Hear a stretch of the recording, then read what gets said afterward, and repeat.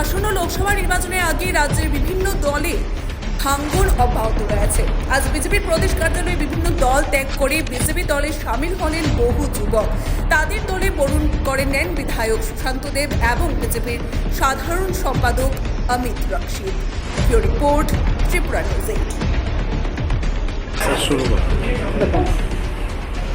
আজকে রাজ্যের বিভিন্ন প্রান্ত থেকে একদল দামাল যুবক যারা ভারতীয় জনতা পার্টির নেতৃত্বের প্রতি ভরসা জানিয়ে, মোদিজির নেতৃত্বের প্রতি ভালোবাসা জানিয়ে ভারতীয় জনতা পার্টির পতাকা তলে সামিল হয়েছে।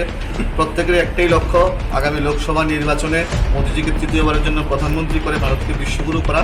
প্রত্যেকটা দামাল যুবককে ভারতীয় জনতা পার্টির পক্ষ থেকে আমাদের রাজ্য নেতৃত্ব, আমাদের প্রদেশ সাধারণ সম্পাদক অমিত রক্ষিত মহোদয়ের হাত ধরে আমরা ভারতীয় জনতা পার্টিতে স্বাগতও জানাই এবং আগামী দিনে আমরা প্রত্যেকে মিলে প্রত্যেকটা এই রাজ্যের যুব সম্প্রদায় আমরা ভারতীয় জনতা পার্টির জন্য প্রত্যেকটা বুথ স্তরে গিয়ে আমাদের সংগঠনকে মজবুত করার জন্য কাজ করি।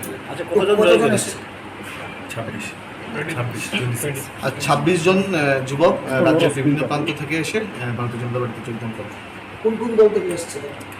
অনেকে ছাত্র রাজনীতি এসএফআই করতো, অনেকে এনএসআই করতো, অনেকে এখানে ত্রিপুরা মথুরাও আছে। বিভিন্ন রাজনৈতিক দল ত্যাগ করে আজকে আমাদের পার্টিতে যোগদান করে। 26 জন। 26 জন।